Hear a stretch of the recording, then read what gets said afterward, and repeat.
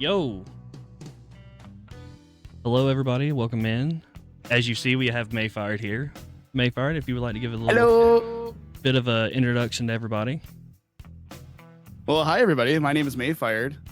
Everybody calls me Justin. Make Justin or Mayfired, whatever one works for you guys. I'm a 33-year-old husband, father of two awesome but really crazy kiddos. And I just like to have fun with my friends. That's basically it.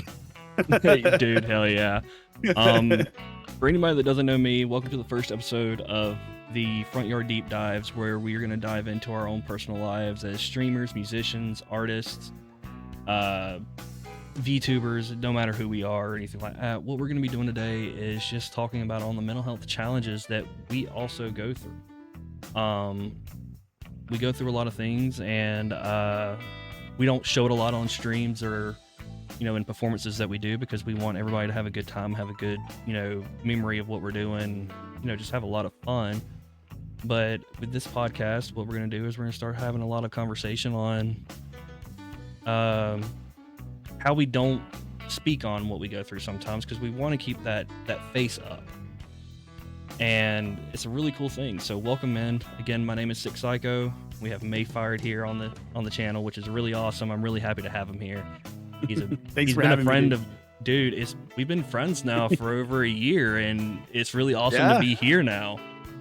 Oh yeah, like it's actually really insane. Also, for anybody that's listening or gonna be partaking in watching the VOD or anything like that, or seeing this on YouTube, we have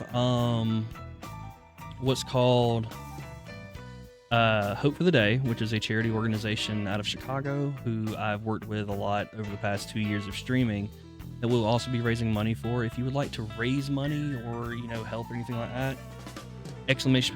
Donate. That'll give you the link to the donate link. Other than that, let's have a good time. Let's have a conversation, man. Let's start the conversation on mental health. Oh yeah. Yeah, dude. It's a touchy topic, man. It's a really touchy topic. A lot of people don't like talking about it because it's too personal to some people. Exactly. But for me, and coming up over the years, it's been better to speak on it personally for me, because it helps me work out what's going through my head. Yeah. And and a lot of people don't understand that, of actually taking the time to speak on what you're going through, and actually coming to friends or family or actually a therapist by any means to talk about what's going through your head. It helps. It almost feels like it helps your brain work through. Yeah. And I will reiterate, neither of us are mental health professionals. No, not at all. But it is very important to talk to somebody, to let people know how you're feeling, and let people can not just feel your pain, but help you get over those boundaries. Yeah. And it's really cool to be able to have that conversation with somebody and not be judged for what you're feeling. And I know not everybody's, not judging or something like that. Not everybody's going to be the same. But if you're in a friend group that does that to you, then it might be time to start, changing that up. Yeah. And I'm trying to think, when did you realize personally for yourself that you were facing something that you didn't know why you felt the way you felt? Oh boy. Well, so I've just recently been diagnosed with like mental health issues, like depression and anxiety. I would say about a year ago now. Okay. I've had it for a long time. Like probably middle school, I would say. Growing up, like I've been bullied a lot. I've been called words, and different things have happened where it made me feel like I wasn't good enough for certain things. And it's been like that for a long time. Like I still struggle in my head thinking I'm not good enough for certain things, and I can't do things the way that I want to. And if I mess it up, it's all me. Like I'm so in my head all the time. Right. And I mean, I can't tell you how much I relate to that. Like, I understand that 100%. But very good on you for actually going to get, diagnosed with it or going to see someone to help with it. Yeah, it's honestly just talking to a doctor and then him just looking at me and say, yeah, you have these things. I'm like, well, I know I have these things, but hearing it from you is like, it's kind of like, I don't know the word I'm looking for, but it's kind of like warming to hear that I'm being heard, Yeah, and that's really a huge thing of also what, I want this to be a part about is you are heard, you are seen. Like, you're not just somebody that gets on, and if nobody's ever watched Mayfired, please go watch Mayfired. Mayfired's a lot of fun, plays, drums on stream, plays Rocket League on stream, plays other games on stream. It's just a whole bunch of fun. Fridays with, can't remember his username. I want to say it's Drake. Dr. Ike. Dr. Ike. Yeah. They play, Rocket League on Fridays. They have a drinking night on Friday where they get together. They take, drinks, shots, everything like that. Play Rocket League. Another good friend of theirs that hops on with them is Holloway. Just a lot of good fun. It's a lot of, it's energetic. It's fun. Everybody's all involved with it. It's cool. But, it's not that all the time. Yeah. And that's something that people need to see is, it's not the happy-go-lucky. Exactly. It's not always fun and games. It's just because we do this every Friday, most of the time every Friday. And this is just us, like, just shooting the shit and just talking and getting over, like, what happened in the week. Like, just because after we're done playing, we'll talk for, like, an hour after. And we'll just, like, say what's on our mind, and we'll just let each other know, like, how we're doing and how we're feeling and everything. Yeah. And I mean, and that's huge. Like, as a friend group, that's huge to be able to sit back and talk about. Yeah. It's not very often you can find a friend group that you can speak on what's going through your head and how those things are affecting you personally. Because, I mean, I've been in a situation before where I've attempted to reach out and just kind of got, pushed to the side, really. Yeah. And when you sit there and you get pushed to the side, it gets to a feeling where you don't want to talk about it. And exactly. That's a, really cool thing to be able to do with your friend group. What are some things that you've been able to do recently now that you've been, for sure what you've got going on? What are some things that you do to help? To help my own mental health? Yeah. Just, So with that, one of the things that I've been trying to do is, like, overwhelm myself with positivity and get rid of the negative. So okay. I've been like completely, like, blocking anything negative I see. I don't want to see it. I don't want to read it. I don't want to deal with it. So I try to, when I do see something negative, I go and try to get myself hooked on something positive. Right. And that's helped me a lot. Cause, like, I've been, like, with all the stuff that's been going on in the world right now, it's not good. Like, seeing all the things that's been happening at school, seeing everything everywhere. It's not fun to see. And it shouldn't be. Like, you shouldn't see that stuff and be like, oh, that's awesome. Like, I see 100%. That and I'm like, I need to go watch something else. It's a problem. It really is a problem. I don't want to see it. And that's not, it's kind of, I mean, it's not good to block it out, but it's for me, for my own mental health, I don't want to see it. So I block it out. And yeah, and I 100% agree on you with that, because it's really hard to continue to see, again, you sat there and you brought up schools and stuff like that, what's happening in schools. For those of you that aren't in America, you know just as much as anybody else does what happens in America 90% of the time. I know there was a time period here recently, it was like every other day we were having an alert that something happened. Yep. And it sucks and you hate to see it, and it's just one of those things that it's depressing. It's really and truly depressing. Like, I don't talk much on stuff like that because of the fact it is depressing. But, you know, now that we're here and stuff like that, I mean, I am not by any means saying what the kids do are right, but were there things that could have been done to prevent it? To prevent it. Exactly. As a, you know, me personally, in school, in middle school, I was kicked out for being, threatening to kill 3 kids, things of that nature. I was bullied. I was very much bullied.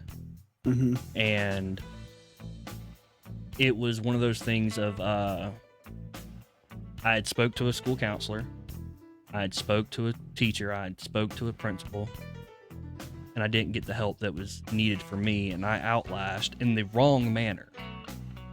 Yeah. Like, I know that I outlashed in the wrong manner. But if somebody would have listened, would I have outlashed? Exactly. And I'm not saying that's the case with every, you know, school issue that happens by any means, because there's some things that you just can't avoid sometimes. Somebody's, you know, mental capacity of doing something. I mean, you never know what a human being will do, but yeah, in the state that we're in currently, and, you know, just throughout the world, I get not wanting to look at it. I do the same exact thing. Yeah. I flood my stuff with funny memes, funny videos of, you know, people just doing stupid stuff. Cat videos. I'm more the dog side. I want to see dog videos. I want to see huskies yelling and telling their owners no. Oh my god, I love those videos, man. I am also a dog person. I don't really care for cats, but like I think they're adorable in their own way too. So. Oh yeah, absolutely. But I'm mostly a dog person. I am mostly a dog person, but love cats as well. Yeah. Those videos are funny. Oh my god. It's the one video that gets me every time. It's the husky laying out on the porch in the snow and whatnot. They're like, it's time to come in, and he just looks at them, no. It's just like, yes, that is perfect. I understand where you're coming from. But yeah, it's an important thing that needs to be talked about, but just not something that I can't look at it. It just makes me depressed. I can't. Yeah, no, I'm with you 100%. And so I know a while back, it's been like a while back, it's been a couple of months, but I remember you did a stream where you were at a driving range. Yeah. When are we gonna get some more of those? Like, when are we gonna get, Justin out on the driving range hitting some golf balls again? I wish. Golfing is something that's like, I love golfing. Even my son is starting to get into it, and we're gonna sign him up for classes during the summer. So I'm excited for that too. But yeah, golfing. I played golf in high school. I wasn't on the golf team, but I started playing golf in high school. And my wife was actually on the golf team, so we both love golf. And we went golfing. Oh my gosh, was it 2 months ago? I think about 2 months ago we went golfing. And like, we actually went out together, and we had so much fun where we're actually talking about getting our own clubs again and like going out on the regular. So maybe in the future, soon, but maybe I don't know. That'll be a lot of fun. I actually really enjoyed that stream when you were out on the driving range. You could see that you were happy, you were having a good time, you know, talking with chat, you know, having a good time with us on that. And it was like a genuine feel of, I'm having. Yeah. And like, that's really cool to do, and, you know, just show how you're feeling. Because honestly, I'm surprised I can still hit the ball, because I haven't swung a golf club in probably, like, since then, like 15 years. Oh, well, I mean, you could be me, like sitting at, you know, Top Golf or something, never swung a golf club in my life. Right. And then like smacking it and almost breaking the head off a golf club because you don't know what the hell you're doing. So I go golfing with my brother-in-law. We go Mhm. about like maybe once or twice a year. And his driver has a giant dent on the top of it. And he calls it the dentinator. Yes. It's so funny. Yeah, man. Just some other things that you know, is there on a daily, like when you wake up in the morning and stuff like that, you know, you go throughout your day. Mhm. What do you face?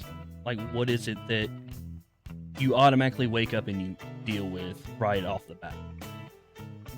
Well, some days are better than others, but there's been times where I just don't want to get out of bed. Like, I just want to stay in bed the whole time. I don't want to get out and do anything, but I have to force myself, obviously, because I have to take my kids to school. I have responsibilities to do.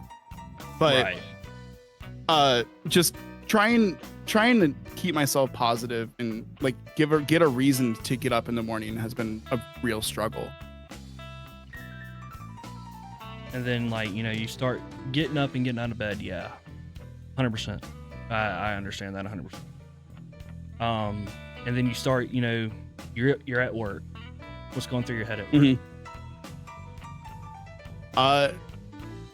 Well, most of the problems that I have is like all financial stuff. So I'm constantly thinking about that kind of stuff. So when I'm at work, I'm thinking, am I doing enough? Like, am I providing enough? Should I stay longer? You know, so it's mostly like, I feel like I'm not making enough. I feel like I'm not doing enough at my work. Like, I feel like I'm not doing a good enough job. And Same thing when I'm at home. Like, I feel like I'm not doing it good enough here either. dude, it's almost like we're all the same in some capacity because it's the same thing for all of us that we go through. I mean, it's that constant feeling of not being enough for what we're doing. Yeah.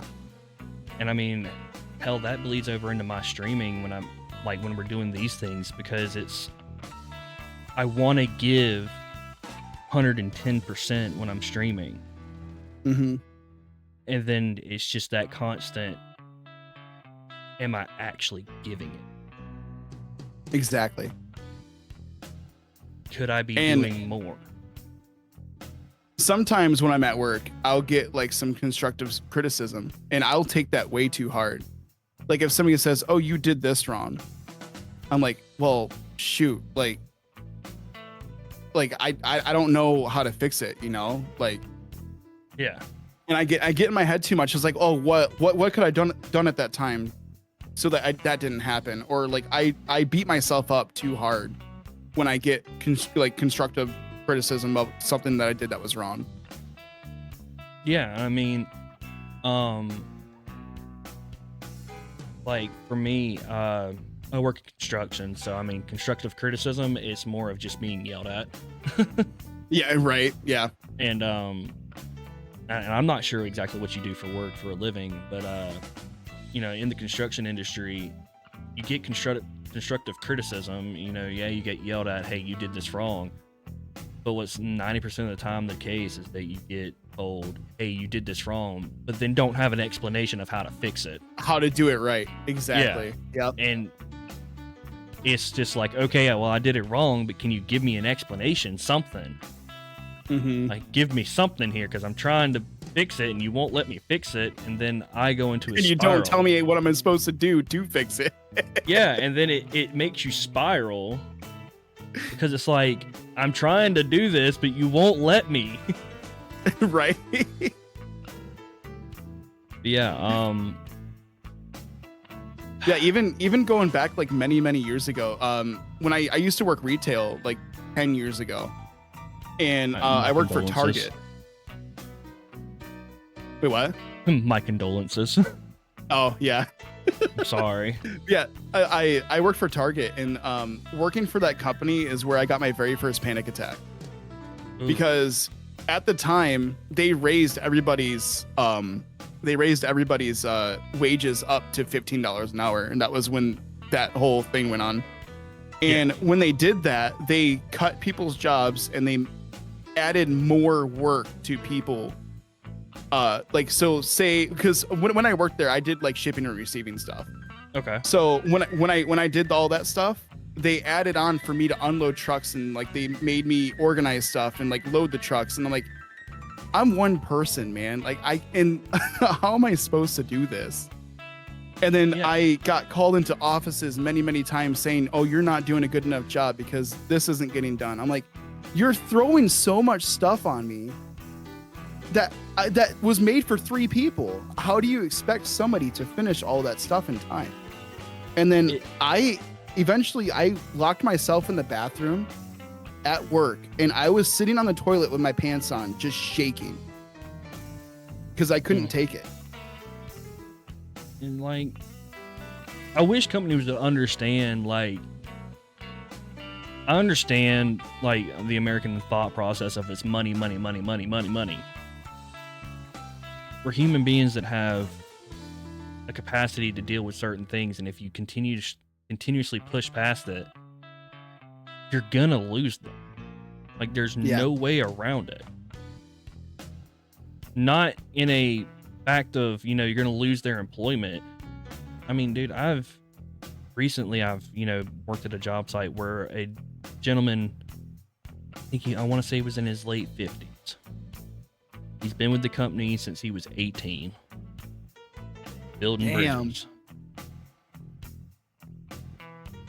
He had worked himself so hard, and I mean, I'm not saying, his own personal life choices didn't also lead to his medical issues, but he pushed it to a point that he was having to have an oxygen tank with him at work. Oh, damn. And when he got to the point of, and they just kept pushing him. Yeah. They just kept pushing to make, everything happen. And it's like, you can't do that to somebody and then just expect them to continue. Exactly. And it got to a point, he had to leave the company. Yeah. And I mean, you sit there and you push and you push and you push on somebody at work, it deteriorates the mind, which, construction in general, on my side, it happens fairly quickly. I've had it where I've had superintendents down my throat, cussing me, yelling me, anything and everything because of the fact I was just moving a little too slow. Mm-hmm. But they had concrete on site. They needed something done. And it's like, okay, well, go get the 30 other employees that are sitting inside the office to come out here and help us, and maybe we can get something done. Now you're just making excuses. I mean, there's a lot of that. Yeah, man. I mean, I completely get it, though. I mean, work life and then piled up on top of just trying to make it by, it just piles up. Mm-hmm. And I mean, that's where the majority of my depression comes from, is the financial era. And dude, I get it. I know, like a while back, and if you don't want to speak on the subject, I completely understand.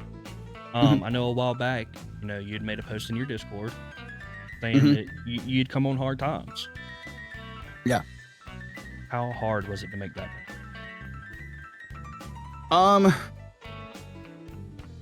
Well, it was very hard, honestly. I reached out to a couple people.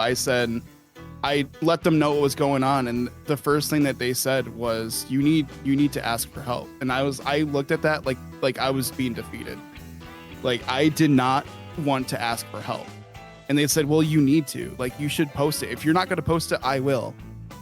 And a bunch of people in the community came together, and they helped me out so much, because at that time I was negative $100. My internet got shut off. We couldn't get food, and everybody came together, and they literally saved us from not having food for that week. And I was very thankful for all that. And there's a couple people that helped me out, like Hollow. And they were the ones that basically forced me to make that post. And I'm very thankful that they were able to give me the courage to post that. Hell yeah. Because I don't know what would have happened. And I mean, and another thing, that post, I seen it, and unfortunately at the time I was also on hard times. I couldn't help out at that time. No. But yeah, I get it. But you know, I really did want to reach out and help. But also at the same time, when you made that post, so my previous job, if it rained on us, we didn't get paid. Yeah. And it was like monsoon season. I mean, it was like, dude, I've got to make every little cent stretch until I can actually make a paycheck to make the next bill. Yeah. And when I seen yours, I was like, dude, I get it. Like, not having it there to be able to afford food or afford the next thing, and then you just that honestly creates the spiral. That moment of like, oh, I'm doing okay, I'm providing, I'm starting to get a grip on things, and it suddenly slips, and then it's just a domino effect. It felt like every little thing would fall apart. Exactly. And and hella good on your community, hella good to be there to help you out on Hollow, on Panda, and everybody else that's all in your community helping you through that is huge. Like, it's very rare that we get to see Twitch communities be that support. And it's awesome to have that support. And I've always had issues with people giving me money because it doesn't feel right to me. Even like when somebody like subs or something like that, I don't feel right taking their money. Like, I don't feel like I deserve it, you know? It just feels really weird. And it still feels weird for me. Like I tell people all the time, don't, like, save your money. Don't do that. Like, you don't need to do that. Right. Like, I think that's one of the things that's really cool for me is of doing a lot of the charity work. Like, when there's a charity going, I don't want your subs. I don't want the bits. If you have money to donate to me, you have money to donate to them. And that's been a huge thing for me. Like, during September and February and stuff, I can care less about getting a single sub. I'm not big on like trying to do a subathon or anything like that because it's not what I'm actually looking for. I'm looking to raise money for who we're, promoting or helping, which of course I've only done, 2 people that we've raised money for, which is Just Hope for the Day and LLS, which is the, Leukemia Lymphoma Society. And during those times, it's just, hey, give to them. Don't give to... I'm just an idiot on the internet. That's the best way I put it for everybody. Right? Like, right? I'm just an idiot on the internet who enjoys playing games or, having conversations with friends. Let's just do that. Exactly. And, it's huge to come and have a support system, yes, but if you want to be there for me, lend an ear when I need it. Which is a catch-22 because I'm 90% of the time not going to reach out.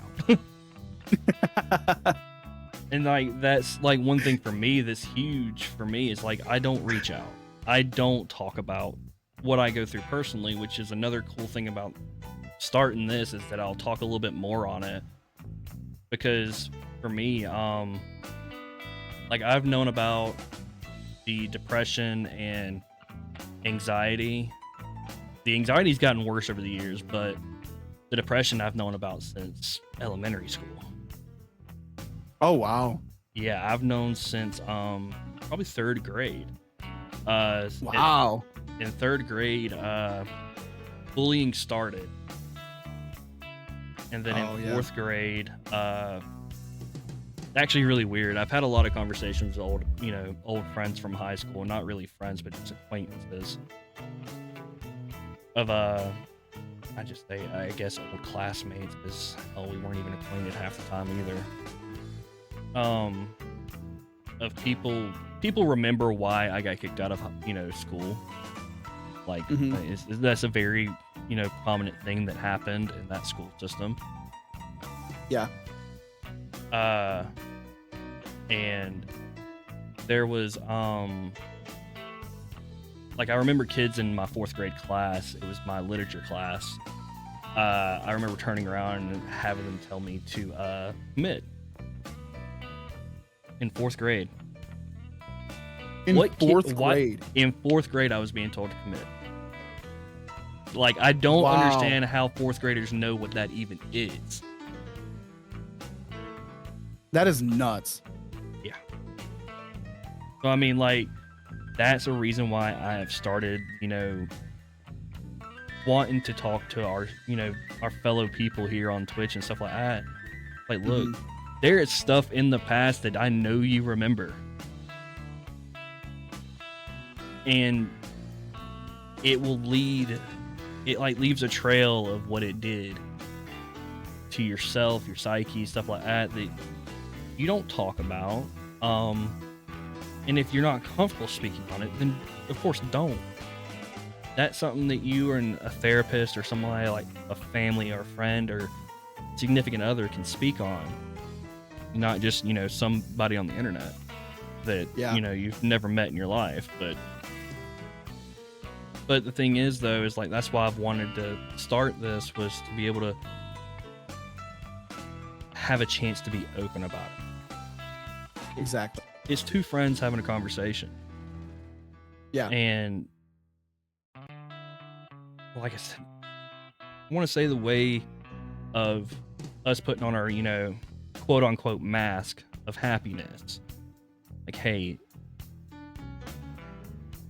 we're damaged sometimes. And like some things that I see in chat and how people can act in chats and say certain things, it's like, there is no way that a streamer did not read that and feel a certain way when they read it. Exactly. Because, I mean, I can't even remember how long ago it was. I was playing Raft with somebody. I might have just been by myself, just out in the middle of the ocean playing Raft, streaming, and somebody came in and said, "That's a really shitty Raft."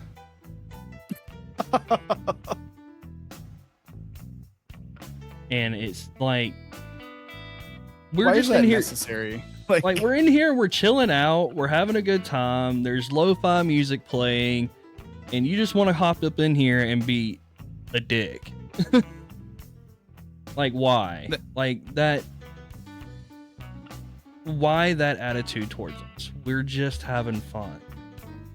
That happens to me all the time too, even on Rocket League. Like, we'll play matches, and like sometimes like it gets a little heated, and every single time we face somebody that doesn't like us, the very first thing they say is, "You're fat."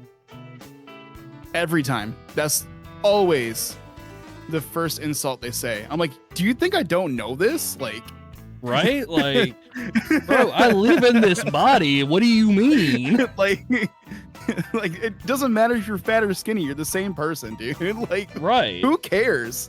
Like, but I mean, it's the hate and everything like that we get sometimes. It's just like, which, I've been very lucky over the past, 2.5 years of, I get those comments maybe once every 6 to 8 months. And I mean, I don't know. It's different. And, it's just, why to act that way? mm-hmm. Yeah, man. when did you learn that, starting to talk about it would help you?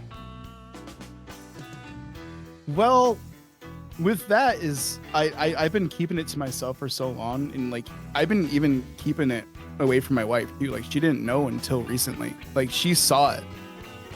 And I finally told Katie, I told her everything. I told her how I was feeling. I told her that because I didn't want to be alive. Yeah. I did not want to be alive at all. Like I felt like I was better dead. And I told my wife, and she was like, no, like you should go get some help. You need to talk to somebody. You need to get this situated because I can't live without you.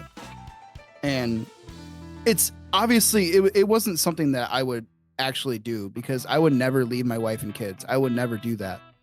But it was thoughts that I was having in my mind. Like I was believing it. Like I felt like me dying was the best thing. Like I felt like what would happen if I died? Nothing would happen. Nobody would care.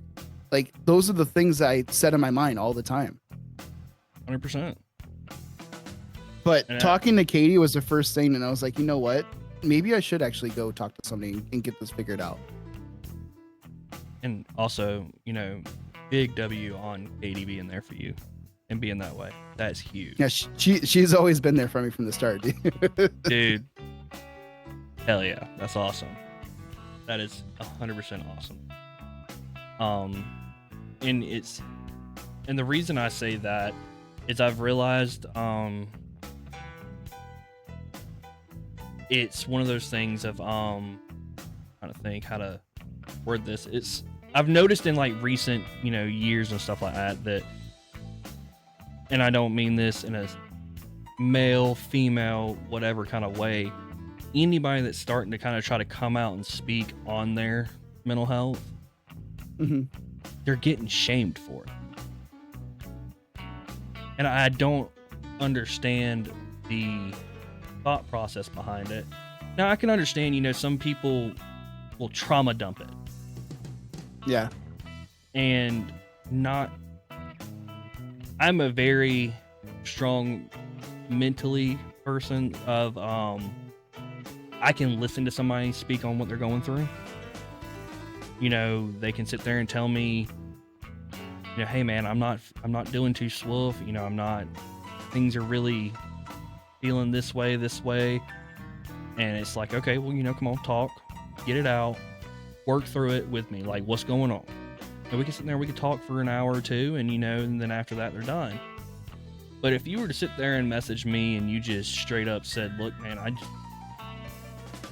and just dump out, suicidal thoughts and things like that without any kind of preparation, yeah, I get it. You don't want to hear it. Yeah. You don't know where I'm at in a personal mindset. I don't know where you're at in a personal mindset. We actually had a chatter come in at one point in time of I want to say about a year ago now. They just came in and sat there and said they wanted to end their life, and it was like, what? Well, do me a favor. Don't do that, please. Call this phone number, and they'll be able to get help to you.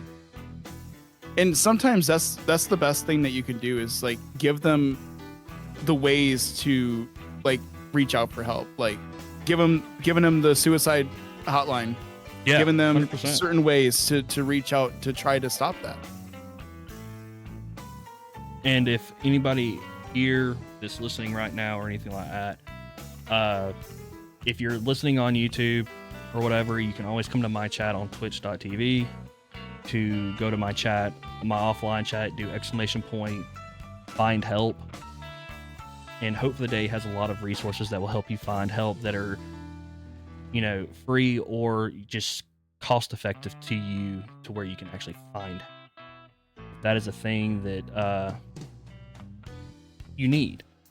And there's a lot of cool things that, Hope for the Day does that I'm very proud to be a supporter of for that reason. But, we were talking about, the thoughts that were going through your head that made you speak to Katie.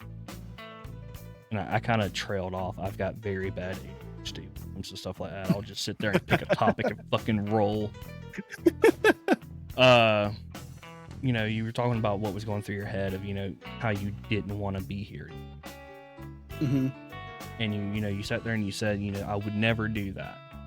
I love my kids. I love my wife. I would never leave them like that. Mm-hmm.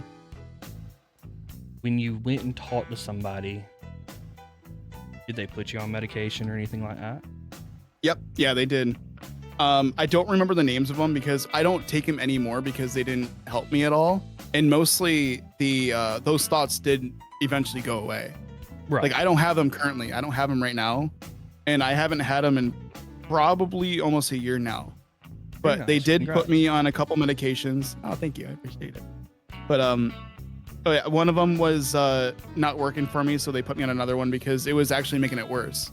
Yes. And then they changed it to something else, and then that one did help a little bit, but I didn't really see a difference there. So I just kind of stopped taking them, and mostly because I didn't have insurance at the time, so I couldn't afford to go back to that doctor and tell him, hey, these aren't working. What else can work for me? Because I would just immediately get like a $300 medical bill just to talk to somebody about it.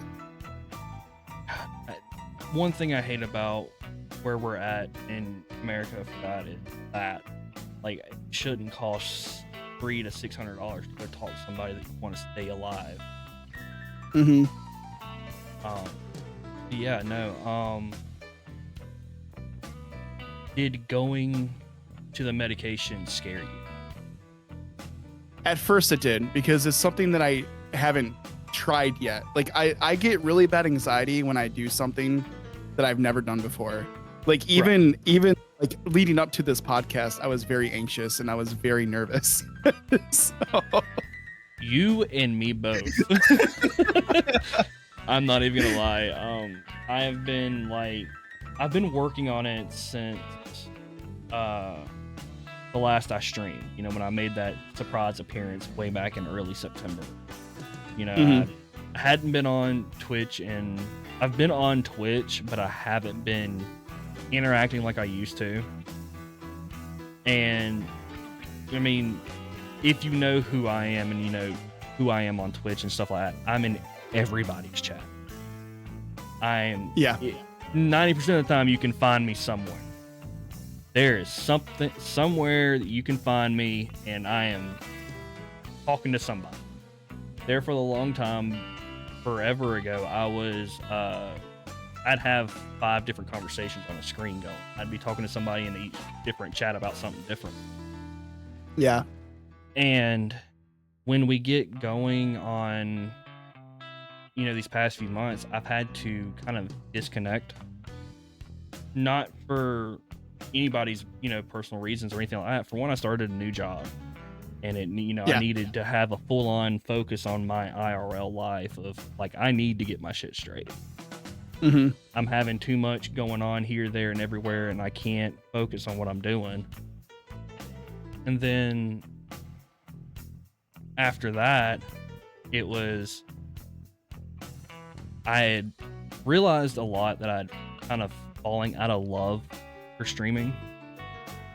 There was a lot of drama that happened like previously. Burnout and there was drama that happened. I was burnt out on doing things like, I won't lie, when we did the February LLS streams for charity, my heart wasn't in it, like, at all. I couldn't do it. I was so mentally exhausted from everything. I was just like, when it happens, I need to take the time away from it. Yeah. Oh, are you back? And we're good. It's just taking a minute for it to load. I think it's on my end. Don't worry about it. Yeah, you froze up. I heard you, say yep, and nothing moved. And I was like, wait a minute. Uh-oh. We're good now, though. And I've kind of backed away from a lot of being in places because I needed that time to disconnect. I go to channels I mod for. I make sure I'm there for them, and then other than that, I'm not. I was the same way for a while too, because I was always in everybody's chat all the time, and like I felt like if I wasn't there, I was letting them down. So yes, huge. I've always felt like that. I still do feel like that. If I'm not there, I'm letting them down. And like, I want to show as many people support as I can. So if I can't lurk or if I can't talk, I feel like I'm missing out on it's not like a FOMO thing. Yeah, no, it's not. I'm missing out on their stream. It's a, yeah, I need to be there to support. Like, I want to support. Yeah, exactly. Yeah. Yeah. Yep. 100% understand that. I mean, there was a lot of times I would miss your streams. Like, yeah, during the same during thing with the me with day and yours, everything too. like that. I just want to come out and hang, you know, at least lurk and hang out and, you know, support when you're doing your drum, you know, your drumming streams and stuff like that, because I actually really enjoy your drum. They're a lot of fun. I haven't done them in so long. Yeah, look at that kit back there in the back. It's just lonely. Just wants to be hit. I just played them today, so like I still practice all the time. It's just I don't have the energy and time to like move them and then play them and then move them back, because I have to unplug everything, turn it around. I have to plug it all back in. I have to get a table for the mouse and keyboard. I have to set everything up. By the time I set everything up, I don't want to play anymore. Yeah, like it's just like, fucking, I'm good. I don't want to do this. Like I'm so tired of moving it, and I'm like, damn, I don't have any energy to play it. And see, it really messes with me sometimes too, because like you've seen me play guitar on stream and stuff like that. Yeah. You know, you've seen me play Clone Hero, and then you've seen me play guitar. Yeah. You want to know how depressing it is that I can play all these death metal songs on Clone Hero, but I can't turn around and play it on fucking guitar because my fingers don't want to work with me. See, that's how I feel when I play double bass. Like, I can't do it. Like, in my head, I can do it, but when I try to do it, my legs won't move. Like, they don't move like that. It doesn't want to work with you. Mm-hmm. And I mean, that's one thing that I cannot stand with, you know, Clone and swapping to Guitar Hero, because they're Guitar Hero, fucking guitar. When I'm playing guitar, I mean, I can play Chevelle, I can play like 2 or 3 Linkin Park songs, you know, a little bit of Nickelback, a little bit of this, a little bit of that. But, you know, I listen to a lot of deathcore and, you know, a lot of heavy music. Yes. And I want to be able to play that music. Exactly. Me too. And it's like, I want to be able to play, like, I know how to play one Chelsea Grin song. And it's Krukabanger from their EP. Like, I can actually somewhat play that song. I like to say that I can play My Damnation. I can't. There's a whole section of the first verse that I can't play. I've tried playing it 1,000 times and my fingers just won't move that way. Yeah, it's like, you know what? I'm done. I'm good. I'll just play Clone Hero and just be sad. I mean, you're really good at Clone Hero, though. Don't knock yourself on that part. Like, you're really good at it. I won't knock myself on it. Like, I know I'm decent at it. Like, I won't say good, because I've seen good players. Dead serious, I won't say good, because I have seen good players. If you've seen, because I'm sure you've seen on like Hollow streams when he plays too, if he's ever played multiplayer with OCB or OCB, Big, yeah. If you've ever seen them play, they are good. They are good. They're even with Hollow too. Like, when he first started playing, he's gotten a lot better at it. Oh, I bet.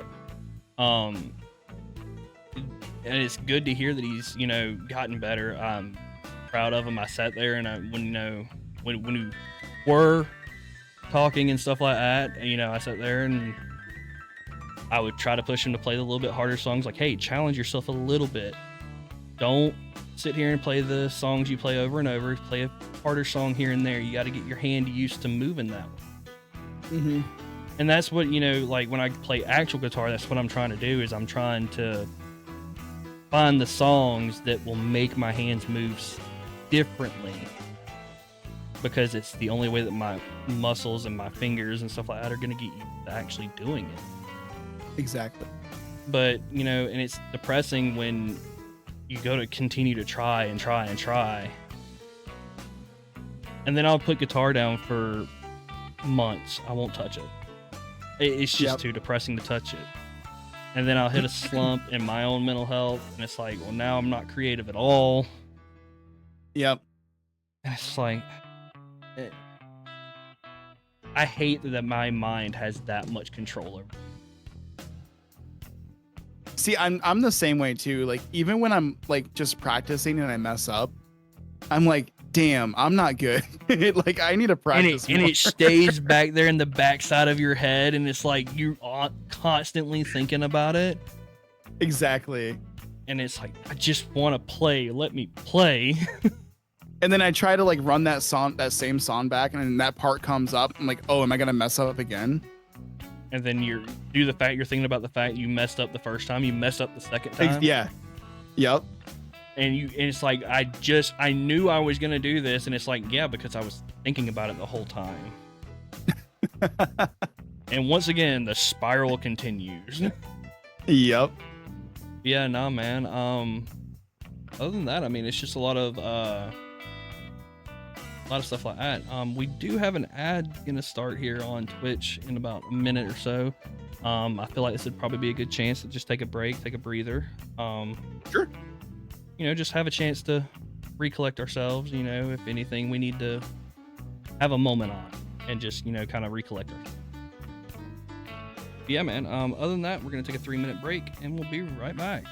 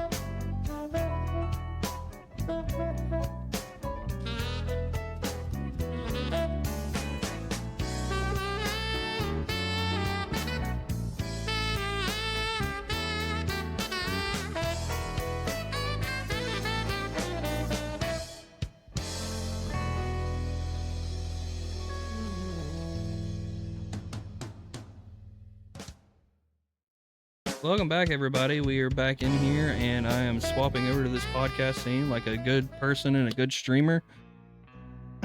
Welcome back. Hopefully everybody had a chance to, go get something to drink, go to the bathroom, anything like that.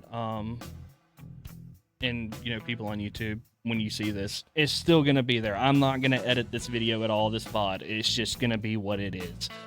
You get what you get. And you don't throw a fit. Yeah. We were talking a little bit, on the break and stuff like that while we both got something to drink. And there was, something that we both talked about that we wanted to touch a little bit more on. And you want to talk a little bit about what led up to you feeling the way that you do in your brain? Yeah. So I did have a good and bad childhood. Like at first I did. It started off very, very good. Like I had normal family, normal parents, normal brother, everything. And one of the things that led up to all this stuff is my father. Well, first of all, he passed away in 2015. He went in for back surgery, and he ended up having, I don't remember if it was like a stroke or something. I can't remember what it was, but aneurysm. Thank you, honey. Yeah, he had an aneurysm in the middle of surgery, and he was pronounced brain dead after in the middle of that surgery. So my dad, he was a good guy at the beginning. He was in the Marines for a couple years. He did a lot of good things, but then he started to turn towards drugs. So along, I can't remember my age. I want to say I was maybe like 12 to 15, somewhere around there was when it started. Okay. He started to hang out at like bars and like random like sketchy motels, stuff like that. And I wouldn't see him. I would only see my mom. Like he was always gone. He was never home. He eventually met up with drug dealer, and he started to bring this drug dealer into our own home with my brother, myself, and my mom at that age. And we've been very good because he had a great job. He was a really good person. And then just him switching to that kind of stuff, it made me open my eyes and realize that this is not the person who I want to be. I've never touched drugs in my life. Right. I've never smoked. I've never done any of that stuff. And it's because of him. Like, yeah, I have alcohol and stuff on Fridays and stuff, but if it wasn't for him, I probably wouldn't be responsible with it. Like, I don't know how I would be with that kind of stuff. Like, I'm always responsible with the things that I do now. And because of him, I'm so thankful that I learned what not to do, So who knows? If I never were to do this, I would just go off, smoke crack, all that kind of stuff. Oh yeah. And because of him, like, it's been like, I don't know who I would be without it, And I get that, because there's a lot of things that, of course, that I've never spoken on to, and it's stuff from my childhood, because there were a lot of things in the childhood, and honestly, it's not that far off from what you just explained. But wow, really? So, like, I'll touch a little bit on it, not go into full detail on it. My mom and dad split when I was 10 or 11. They stayed friends. They're both still friends while they were, divorced and everything like that. It was a very simple divorce. It wasn't ugly or anything like that. And like one of the things that really, I talked about how in 4th grade, I was told to commit and stuff like that. But when I came into 6th grade, 5th grade, they split. Coming into 6th grade, my mom's dad passed away. And then right after I gotta remember the timeline of these things. It's been so long now. It was my great grandfather passed away. Then right after, like a year after that, my grandfather passed away. Then my mom and dad got a divorce. Oh man. Then, like, it was just a whole bunch of things happened all at one time. And it just... And then when my mom and dad divorced, my dad ended up getting a girlfriend. Like, not even like I want to say it was like 6 to 8 months after they divorced, my dad had another woman living in our house. Wow. That's quick. Yeah, it was very fast.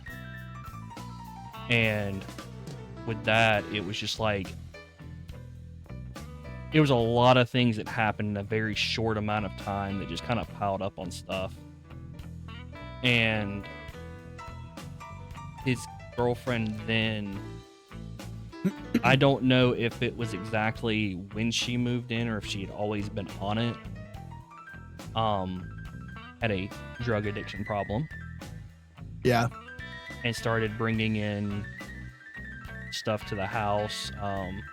There were nights where I would see her up at night, scourging through my dad's stuff, trying to find something that she never knew what she was trying to find. And it was like, well, what are you looking for? I'm looking for something. Well, what? Something. Yep. And then, like, Same thing. At that time, it was, I had found out how certain drugs affect the brain. Yep. And then I started seeing habits of these things, and I was like, now if you sit there, for me, I can look at somebody immediately and I can pop off exactly what they're using. Exactly. Yep. Same thing. It's... Yep. Which also kept me always on my toes about what was going on around me, because I never knew what she was going to do. So now I am hyper aware of all my surroundings at all times. Like, I'll know when like air pressures change in the room kind of feeling. Oh yeah. And it's like you get that like ear pop kind of thing. Yeah, and it like your skin tenses up like because something changed and something's not right. That whole thing, dude. When I when I got older and I found out that that's a trauma response, blew my mind. Yeah. I thought that I was just, better at, realizing when things happened, and then it, oh no, you're traumatized. Yeah, right. Yeah, the same thing with me too. Like I could tell exactly like what people are using, because that's the thing that happens. Like my dad's drugs of choice. Well, this is probably against TOS, so I won't say it, but yeah, the things that he's done, I remember very distinctively when he started using, he would blow all of the money that we had on drugs, and we actually lost our house when I was a kid. We were homeless for, oh my gosh, like 2 days, I think. Maybe 1 or 2 days. And then we ended up getting a foreclosured house that was in the middle of the ghetto. And well, lucky for me, I can't say that I've been through all that too, because lucky for me, I've been with my wife since sophomore year. Congratulations. We've been, thanks to you. We got married in 2012. We actually just celebrated our 13-year anniversary on the 22nd. And nice. Well, marriage. We've been together for, oh my gosh, 17 years. We've been together for 17 years. And I don't know how this happened, but I was actually living with her family since sophomore to junior year. Like, they took me in, and I was living with my girlfriend at her house, and I have no idea how that happened. That is, it's not lucky, but at the same time, like, when you're thinking in a teenage brain, you were the luckiest guy ever. But yeah, so I'm also very thankful for Katie's family too, because they saw what I was going through and they wanted to get me out of there. Absolutely. That's huge. They saw like what was happening. They knew what was happening, and they let me live with them for just to get away from him. And this whole story is not very negative at all, because it's not all negative. Because he did eventually get clean, and he did eventually apologize for everything that happened. And he got clean because he found out that Katie and I were having a baby. And unfortunately, he passed away when my son Ryan, when he was, oh my gosh, like I think 6 months. I can't remember the exact age, but he passed away shortly after that, because that's when he went in for his surgery. But yeah, he did get clean, and he did apologize for everything that he's done, and I'm very thankful for that. That is huge on his part. Congrats, and I again, condolences for losing your father. In general, like that's. Thank you, I appreciate that. That's a very tough loss in general. Mm-hmm. Yeah, I mean, even with anything bad that happens or anything like that with a family member, it's hard to lose it. Yeah. Especially, like just growing up with them and having them in your life, and suddenly they're not there anymore. It's a whole different kind of for anybody. And my dad was a goofball too. Like he would show up to our house randomly with like 3 dozen donut holes, and he would be like, "Here you go." Dad, where did you get 3,000 donut holes? Like, what's going on here? It's nuts. Like he was really, this was when he got clean, obviously. Yeah. But I mean, that's still like, that's awesome behavior. That's huge. But yeah, like that's awesome though. But at the same time, again, sorry for your loss, because that's huge. That's a, like, I don't, it's hard to process loss like that. Yeah. And I mean, it's huge on his part that he got clean in general. Yeah. Like, and came and apologized. That shows a lot. It shows how strong somebody really is if they realize in their life that they are messing up. And like, how can I fix this? Yeah. And I mean, him taking the responsibility of being able to actually, like, hey, I screwed up. Yeah. That takes a lot for it to happen. Yeah. And like, there's still a lot of things that I haven't like mulled over in my own past of, like, I still hold a lot of things that happened in my past against myself for actions that I did, for actions that my dad did, for actions that, stuff like that. It's huge to try to work, and I still struggle with that personally every day. Yeah. Like, there are things that I did in my past that I struggle with on a daily basis that mess with my head and make it hard to deal with. Yeah. And it's a traumatic, there's a lot of trauma in my past that I know about that I'm still slowly working through, trying my best to get through it. Like, hey, this happened, yes, but it's not all my fault. Right. And that, like, that's one thing that I've needed to, that probably most of us need to actually really and truly mull over is, what happened back then. Like, we need to work it out. Like, you need to talk with somebody, tell them what's happened, and actually work. And that's what I do too. Like, if there's something that's wrong between like one person or another person, like the very first thing I will say is that I want to talk to you.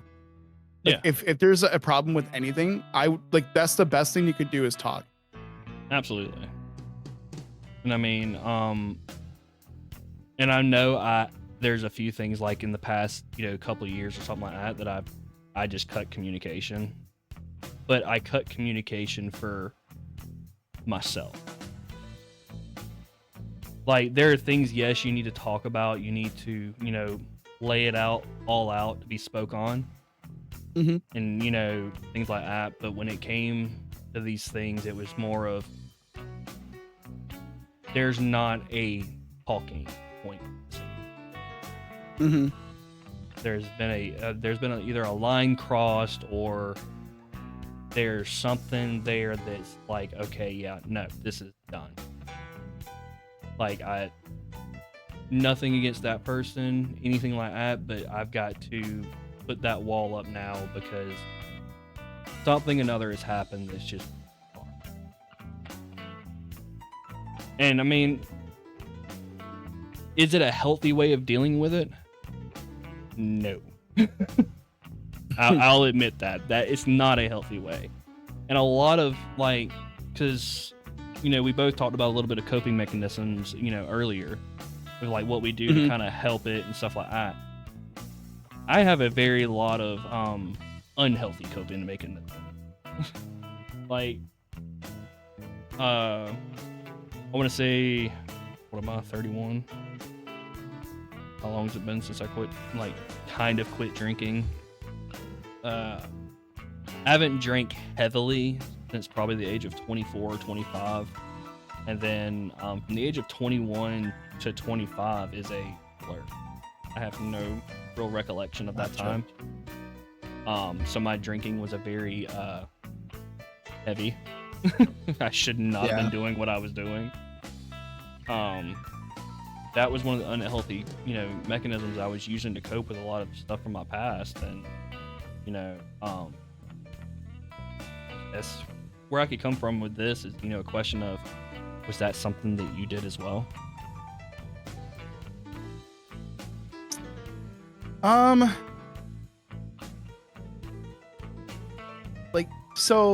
you saying like unhealthy? Yeah, just like unhealthy coping mechanisms? Yeah, an unhealthy coping mechanism that you used to have. You don't have it now, but you used it in the past, and you realize it now that it was unhealthy. I mean, I guess I could say that one of the things that I do is considered unhealthy, which is just blocking things out. Like, especially with like my past too, like things that happen in my past with my family, I kind of block all that stuff from my memory. I erase it from my memory because it's something that I don't want to relive. And I would say that would probably be the biggest one that I do is just blocking things out. Like, I don't use Facebook anymore. I used to use it a lot, and I don't use it anymore because of how negative it is. And so I block it because I don't want to see it. But Marketplace, how are you going to buy random things off Marketplace? I've never bought anything from Marketplace, believe it or not. I've sold things on eBay before, but I've never bought anything on Marketplace before. Marketplace is how I got my Clone Hero guitar. That's the only. That's awesome. But no, I just go like, what was it? I use Facebook for Marketplace. Just to I should probably look through that kind of stuff. I'm so afraid I'm gonna get scammed. I think that's my issue with Marketplace. Dude, so before it was actually Marketplace, and it was you actually had to go join a group for a yard sale site or something. It was easy to actually meet people and go buy things. Like, I had sold 1,000 things on Facebook back in right out of high school that I didn't need any. But when it became Marketplace and kind of became like an eBay site kind of thing, dude, I think I had 2 couches in my apartment that I've been trying to get rid of since I got into my apartment. The only offers I ever got were people from just trying to scam me the entire time. Like, well, how are you going to try to scam the person selling you the stuff? Like, I never understood that. It was like, oh yeah, we'll take it for exactly what you're asking for. Cool. But you need to run this app so I can talk to you to make sure you're a real person. I'm not fucking... No. No. Like, Marketplace and, when I was in high school, I used it a lot and stuff like that, but my political and religious views do not line up with anybody on my Facebook. at all. Yeah. So I've deleted them, and so I don't have to see them and scroll marketplace and just find out what people are selling all over the state. Because Yep. dude, you would be amazed at some of the things you would find on marketplace. Like, it's absolutely insane. A buddy of mine actually sent me a post the other day of like, it's an old like French car or something, you know, the little one-seater with the electric motor in it or whatnot. Oh yeah. One of those is somewhere here where I live for sale. They only want like $4,000. And let me tell you how tempting it is to go and buy that. Drop everything, buy it. Buy it. And then and then me and my buddy started looking at like motors and stuff like that for it that would fit in it. We found like an old Honda K engine or something that would be able to fit in the back of it, take the electric motor out of it. We're like, you know, we can really make this thing quick. Oh man. Yeah. Have you ever seen the movie Employee of the Month? I have. With Dane Cook. Yeah. Do you remember the part where he's like, "Don't think about it, buy it." Yes, I absolutely remember that. That was such a good. Or piece of shit Honda. Oh man, God, I haven't seen that movie in ages. We just watched it the other day. That's why I remember it. God, I need to go back and watch that because I've always wanted to have the like hideout spot when I worked in retail, and you know how they had the hideout spot in the shelving.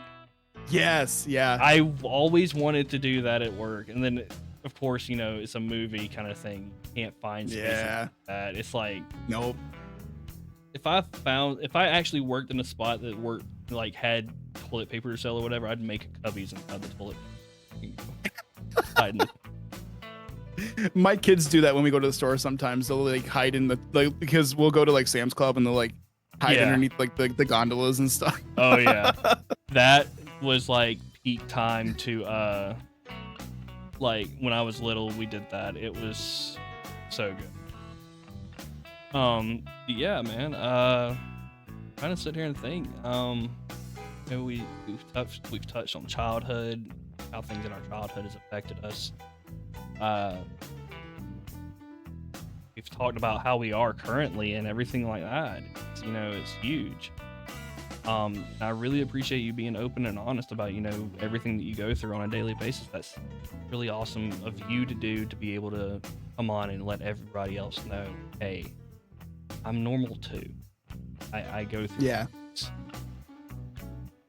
And you know, it's not very often that we were able to sit back and have conversations like this with everybody to show that, like, hey, you know, these things are happening. These are actual things that I deal with and go through. Yeah. I mean, I guess I'll close it out with, you know, like questions for me on this part. How much do you still struggle with? Not as much as what I used to. It's definitely toned down a lot. It's not like an everyday thing anymore. It's been a lot better. I mean, the financial things will still always be there. That's still, so that, like right now, that's kind of a thing for me right now, is the financial thing. So that's always going to be there. But everything else, like the whole like not wanting to be alive anymore, stuff like that, that hasn't been there for a long time. Hell yeah, dude. I'm happy that you're. I think I mean, I'm happy that you're here too. It's one of those things of like, you know, we don't tell each other. Yeah. Like, and I make it like I like to make it a good point whenever I'm talking with friends or anything like that. Tell them I love them. Like, I don't care if we're just friends, if anything like that. It's, hey, I love you, man. Like, I honestly, I don't think I would be here if it wasn't for friends and music. Like, yeah, the things that both of those things do for me, it just makes me happy. Like do things that make you happy. And music, family, friends, all those things make me happy. Dude, and then it plays such a huge part in what we do and like how we act in our, you know, dailies, because it's just huge. Really. Mm-hmm. Um, and again, thank you for being here with us or anything like that. I think I'll take it this time, right now to swap it over to, chat and stuff like that. If anybody in the chat would like to ask us any kind of questions or anything like that, would you cool with that? Blake, you better be on your best behavior. You're talking to Blake, right? Like, out of all people you're asking to behave, you're talking to Blake. Like, you could have asked anybody else, but no, you had to ask Blake. No, you haven't. All right, hey everybody in chat. We're gonna take a few moments to have a chance to talk with y'all. If y'all had any questions for Mayfired or myself or anything like that, yeah, definitely ask away. If nobody has any questions, I think we're gonna find somebody to go hang out with. Yeah, I've had a wonderful time, Mayfired. Like, honestly, thank you for being Me too, episode man. 1. Thank you. I really appreciate the invitation for this. Like I said before, I was very like, if you would have asked me like a year ago, I probably would have said no. Understandably. Just because of the anxiety. Dude, understandable. I've been thinking of doing this since last year after we raised some money for Hope for the Day last year. Like, it'd be really cool to do, the month of September, I'd line up, just guest every single time I'd have it streamed, just to come on, chit chat about mental health, things like that. And then, like, I hit a slump. I hit a very bad slump. Things happen and stuff like that, and it just like, I really thought about not doing it anymore. Yeah. Yeah, just not doing the streaming, not doing anything. I was like, I'm good. I'll just leave it here. We've done really well for this. I've done good. I'll stop here, kind of thing. But it was really nice to come back and actually put this together and had the creative output. I mean, we've got the cool ass overlay and everything like that going. It looks good, dude. It looks really good. Like, I'm actually surprised of how good this is. Okay, like I did all right. I did all right. Okay, so we do have a question from Blake. So in regards to you both reaching out for help, did you ever have a point where you think it was pointless and wouldn't help?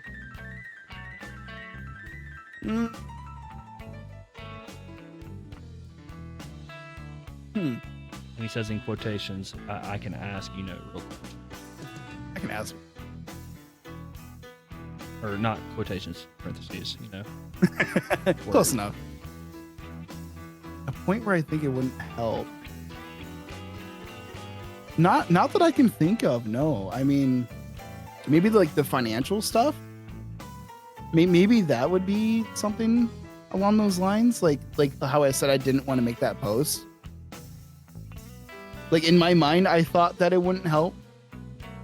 Because, like, being a man, living in America. Yeah, no.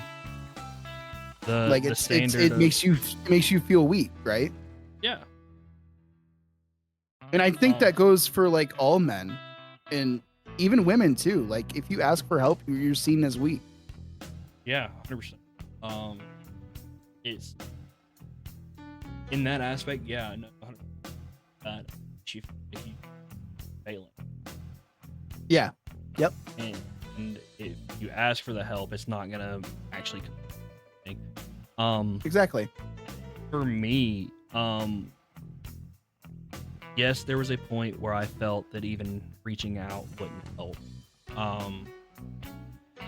It was when I was in my drinking era and stuff like that.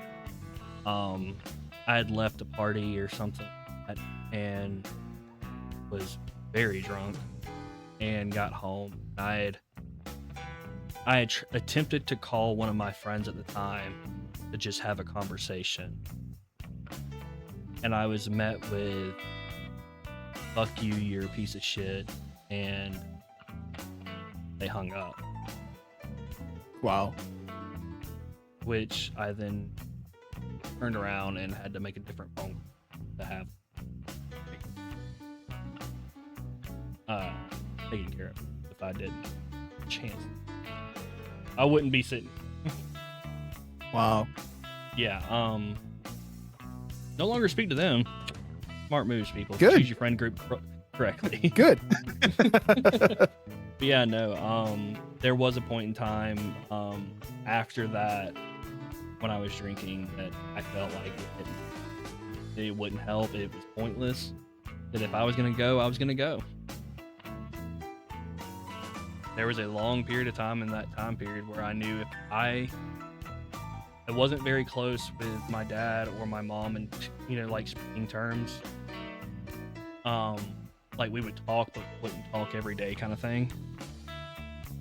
And I knew that I could disappear and be gone for weeks. Nobody reached out, because that's just that's the way I was living it. Yeah. I mean, and when that happened with a friend, it really put it more in perspective for me that I'd have reached out if I didn't do that. Because what was the purpose? If that was what I was going to be met with, there was no point. Which now, as I'm great doing personal. Good. I'm doing better than that. Good. But yeah, no, that's kind of how it was. Anybody else has any other questions? If not, do you have anybody you would like to raid or any Mayfired? I can take a look really quick. I mean, Yeah, if you want to pick out somebody like that or anything like that, we do have another question. Do you think streaming has helped your mental health, or just taken your mind off the struggles of your daily life? Ooh, you know what? I think it does help me a lot. I think that, like, for me, I have more fun knowing that other people are having fun. Like, if I can make somebody else laugh, that's like the best thing for me. If I can make somebody laugh or smile, that helps me a lot. Hell yeah. And I like, even going on Fridays, like I always look forward to Fridays. Like, it's the time where I can just have fun with my friends.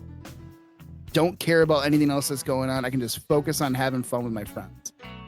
So yeah, streaming, I think streaming, like of course I could do this with not streaming. Like I could do the same thing not streaming and just play a game with my friends and it will still do the same thing. But like, I think it helps a lot more when somebody else has a smile or just laughs, like it just makes me feel good. Hell yeah. Personally for myself, both in general. It takes my mind off what's going on IRL. It makes me just kind of block that out. Yes. And Yep. Does it help my mental health? Yes and no. Yeah, it makes me happy, and for that 3-hour time gap that I have, and we're talking and we're doing things, I'm in a happy state. But at the same time, the way my mind works, it'll overload itself when I end the stream to like, okay, where did I fuck up? Yeah. And then everything from that day also then piles on top of that. And it was just like, okay, for that 3-hour period, I was okay. But now I'm back to square one. And then it's kind of like you get on like the highest high, and then once that's over, it just goes back to reality. Yeah, and I'd say for me more so it makes me put my problems on a shelf for that 3-hour time and pick them back up and try to work back from again. Yeah. It doesn't really help, so quote unquote be better. All right, we got another one. Mayfired. When you saw your dad doing drugs, were you aware at the time it was drugs? Do you think having children cemented you to not try drugs? Now that your kids have grown up a bit, does it change the way you feel about your dad and his apology for how your childhood was? Did you find it difficult? So when I saw my dad doing drugs, like he was a completely different person. He was angry all the time. I remember one time when we got evicted from the house, me moved into the other house. There was a time where he was so high, he took a teddy bear, tied it around the ceiling fan, and hung it by its neck, and said that somebody broke into our house and did that to the teddy bear. So seeing him on drugs, it changed me who I was, not just because I had children, but seeing him like that is what made me realize I did not want to be that. Yeah, that's one of the things that I remember, but a lot of them I blocked out. But there was a lot of things like that's happened, and that's why Katie's family took me in, to get me away from all that kind of stuff. And now that your kids have grown up a bit, does that change the way you feel about your dad and his apology for what he did, in your childhood? That changed a lot of how I felt, because I was just so angry at him. I was so angry about how he was treating everything, about how he was just thinking about himself in that moment. Like, how can I get that next high? How can I make myself numb? He wasn't thinking about other people. He was only thinking about himself. And in that essence, I was very angry. But when he got clean, it made me realize that he was stronger than I thought. Yeah. Oh, yeah. For sure. Which, I mean, that went to kind of the next question of finding it difficult to... At first, I would say yeah. But I didn't really had much time with him after, because then he went in for that surgery. So I would say, I want to say he was clean for maybe a year before he passed. I want to say about a year. So I didn't really get to see him as much as I would like to, but it was very difficult to forgive him. And then once I realized that he's making a change for himself is when it got better, for sure. Hell yeah. Good to know. Yeah. Yeah. I think this is gonna kind of wrap it up. I mean, we've got an hour and 45 minutes in, and we've got a lot of good conversation in. Again, dude, thank you so much for being here and being episode number 1 with me. Thank you for inviting me, man. Let me reach out again if you ever want me to come back or something. Or oh yeah, absolutely. If there's anything else we can do, let me know, man. And for anybody else listening or anything like that, this is episode 1 of a very long and not very thought out process of mental health podcast. I will say I gotta look at my stuff here because I don't remember my own schedule stuff. Want to say our next episode will be October 19th, and it will be the wonderful Clove Lear. Clove is a very good friend of mine, and they will be up next on the podcast with us. So that's going to be really awesome. So, important question: boxers or briefs? Ignore me.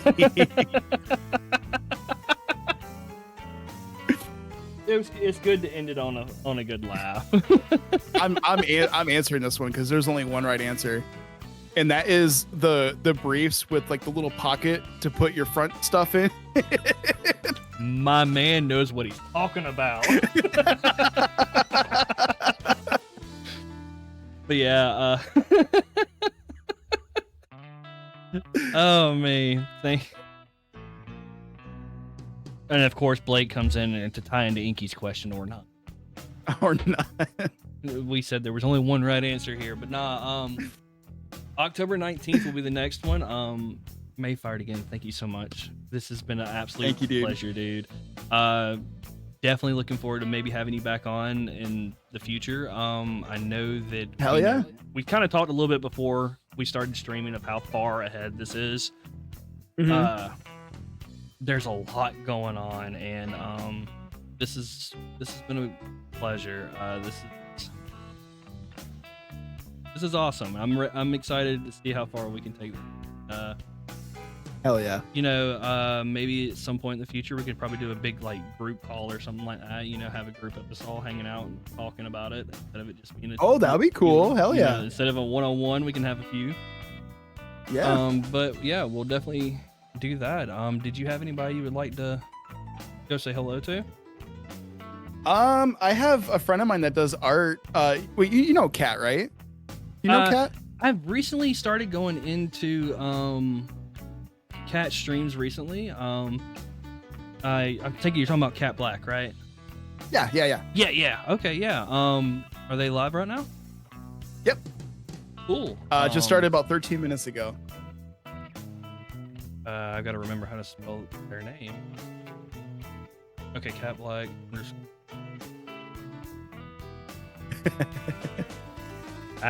You know how people spell their names. I mean, look at mine. Yeah. But nah, man. I mean, I literally added a D at the end of my name because Mayfired was taken. So. Well, then you could be me over here where it's SICPSYCKO. Yeah. That's a cool spelling, though. So, honestly, the way that came about was SIC was from Slipknot. Sick. Yeah. And then PSYCKO, that spelling was because of me and a friend in high school sitting in shop class, and he showed me Twisted, the rap group or whatever, but how they spelled it was with a Z instead of this. And I was like, fucking, I'm going to spell psycho with a K instead of an H. Yeah.